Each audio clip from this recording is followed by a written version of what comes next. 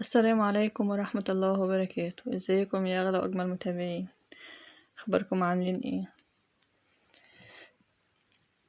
يا رب يوصلكم الفيديو وانتوا في احسن صحة واحسن حال. شايفين الوصفة الجميلة دي؟ وصفة اقتصادية ومغذية صحية، كل الحاجات الحلوة فيها ومفيدة جدا، اللي تنفع لفطار، تنفع لعشاء، تنفع وجبة غدا، تزودي بقى الكمية. جميلة جدا، يا رب تعجبكم ان شاء الله. اللي يشوف قناتي لأول مرة اشترك، اعمل شير للفيديو، يعني الحاجات دي بتساعد القناة. بقالنا سنة شغالين ولسه ما وصلناش، لسه ما وصلتش 1000 ساعة، 1000 واحد من الساعات لسه ما كملتوش. ربنا يحفظكم يا رب ويسعدكم زي ما ساعدتوني باشتراككم. هنقطع الكوسة رفيع جدا، عشان طبعا ما تاخدش وقت على النار، هي ما بتاخدش وقت اصلا. فهنقطعها قطع رفيعة كده، دواير زي ما انتوا شايفين كده. وهنقطع برضو باقي الخضار. اللهم صل وسلم وبارك عليك يا حبيبي يا رسول الله.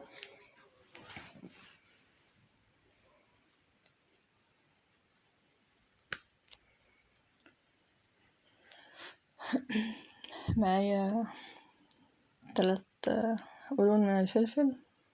هو مش حر قوي يعني، الايام دي الواحد بيجيبه بقى خايف يكون حر قوي، ما بقاش فيه حرارة كتير يعني. معايا قطعتين من السجق او 3. الوصفة دي ممكن عاملة زي البيتزا بالظبط، ممكن تحطي فيها اللي انت عايزاه. قطعت السجق وقطعت البصلاية متوسطة، وقطعت الفلفل والفلفل الألوان الأحمر دوت. الوصفة دي أنا عملتها 3 مرات. أول مرة ما زبطتش معايا، هقول لكم ما زبطتش في ايه لما نيجي في وقتها، لكن أنا غيرت فيها حاجات وضفت حاجات عشان تبقى مظبوطة وزي الفل. مش مهم ان انا اعملها وتطلع مظبوطة قدامكم بس، لا، المهم ان انتوا لما تيجوا تعملوها تطلع مظبوطة.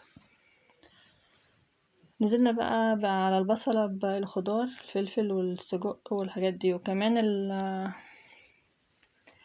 اللي عامل الوصفة ده من الأجانب أصلا، فالمهم بيعملوا الحاجات نية. يعني الحاجات اللي أنا بسويها على النار دي محطوطة في قلب الفطاير، محطوطة نية.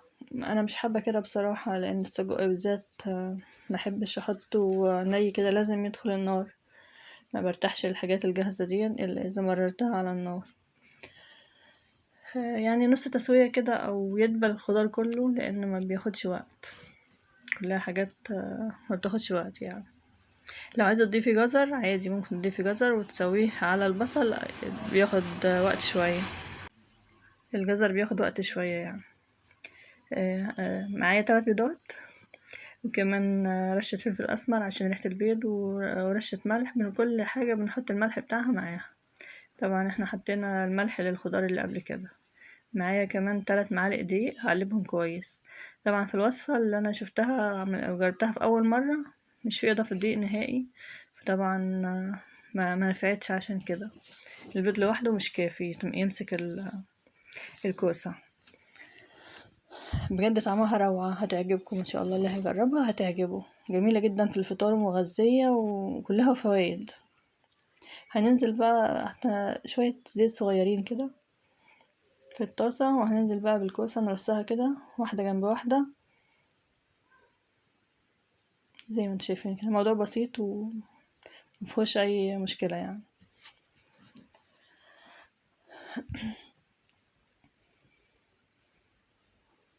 هننزل بقى خلطة البيض والدقيق على فكرة اللي مش عايز يضيف الحمد لله انا افتكرت، اللي مش عايز يضيف بيض ممكن يضيف بدل البيض لبن. في ناس ما بتحبش البيض نهائي، فممكن تضيفوا لبن، مفيش مشكلة خالص يعني.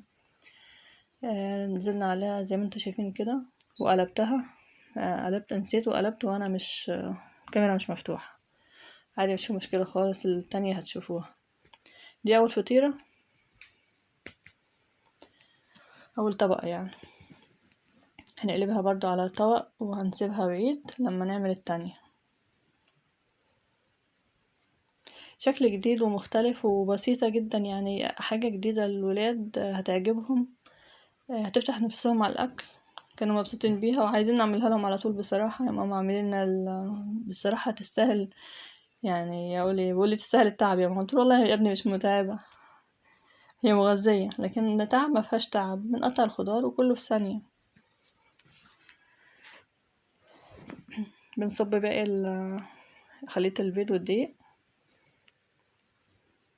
على فكرة انا عملتها مرة بالفلفل الالوان الاحمر، مرة عملتها بالطماطم. باي طريقة عايزة، مش عندك الفلفل الالوان مش تقفي، اعملي اللي انت عايزاه. هنصب باقي المقدار. حاولي وانت بتعملي اول واحدة تسيبي نص المقدار.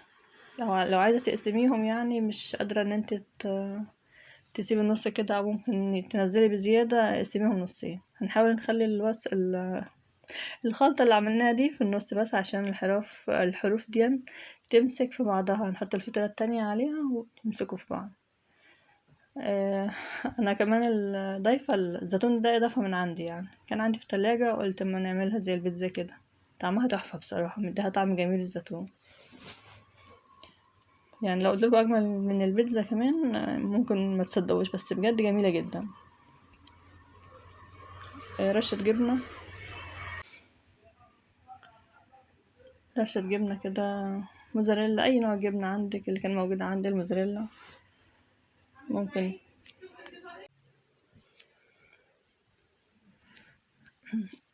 ننزل بالطبقة التانية بقى عليها، على الطبقة الأولانية والحشوة. الموضوع سهل وبسيط، مش فيه أي مشاكل خالص. لو عايزة تعملي كمية أصغر من كده في طاسة أقل عادي، مش في مشكلة خالص.